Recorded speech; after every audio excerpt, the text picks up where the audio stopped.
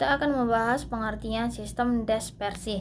Dispersi adalah suatu sistem di mana partikel terdistribusi dari suatu bahan tersebar dalam sebuah fase, berkelanjutan dari bahan lain, dan terbagi menjadi 3 bagian, yaitu suspensi, larutan, dan koloid.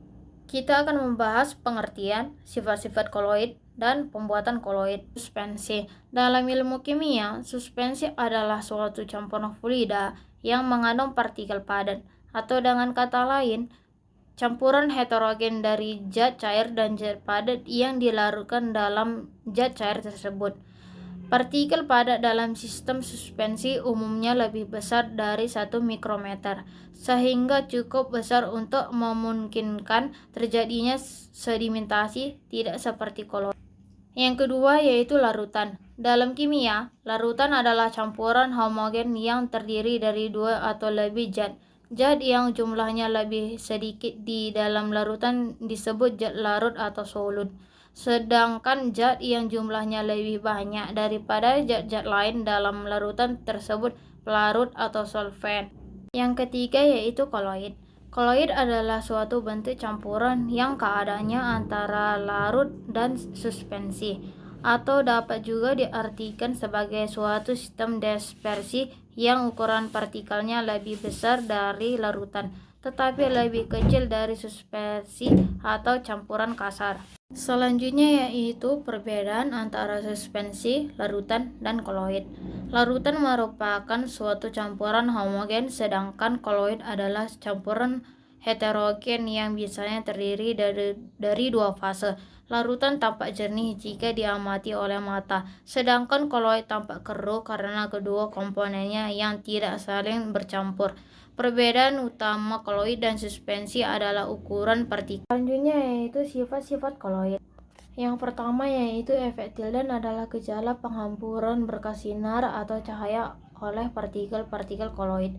Hal ini disebabkan karena ukuran molekul koloid yang cukup besar. Contoh, cahaya matahari yang menyebabkan debu terlihat dari udara atau sinar laser yang terlihat dalam kabut. Yang kedua yaitu gerak Brown adalah gerak terus-menerus dari suatu partikel zat cair atau zat gas. Artinya, partikel-partikel ini tidak pernah dalam keadaan stasioner atau sepenuhnya diam. Contoh, butiran serbuk sari yang mengambang di air tetap, dan partikel debu yang naik mengikuti arus udara. Yang ketiga yaitu absorpsi atau penyerapan adalah fenomena fisika atau kimia atau suatu proses di mana atom, molekul, atau ion memasuki fase ruah bahan cair atau padat. 4. Koagulasi adalah suatu proses yang rumit di dalam sistem koloid, daerah yang memicu partikel koloidal terdispersi untuk memulai proses pembekuan dan membentuk trombus. Contoh, pengumpulan susu yang basi dan telur yang direbus hingga menggumpal atau mengeras bagian putih dan kuningnya. Yang kelima yaitu ke-9, koloid merupakan sistem dispersi yang relatif kurang stabil dibandingkan larutan. Yang keenam yaitu koloid liofil dan koloid liofut. Koloid liofil adalah koloid yang fase terdispersinya. Yang keenam yaitu koloid liofil dan koloid liofut. Koloid liofil adalah koloid yang fase terdispersinya suka menarik medium pendispersinya.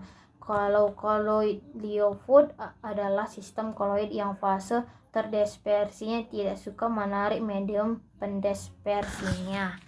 Yang terakhir yaitu pembuatan koloid. 1. Cara dispersi. Pembuatan koloid dengan cara dispersi adalah memecah berbagai partikel kasar menjadi berukuran koloid. Setelah itu, partikel tersebut didispersikan dalam medium pendispersinya. Yang kedua yaitu cara kondensasi. Kondensasi merupakan proses pembuatan koloid larutan yang dalam prosesnya dibagi menjadi 2, yaitu secara fisika dan secara kimia. Secara fisika, prosesnya dilakukan dengan mengubah pelarut Sementara secara kimia melibatkan beberapa reaksi kimia seperti reaksi redoks, reduksi, dan oksidasi. Sekian dari yang saya jelaskan. Maaf bila ada salah kata yang saya ucapkan. Terima kasih.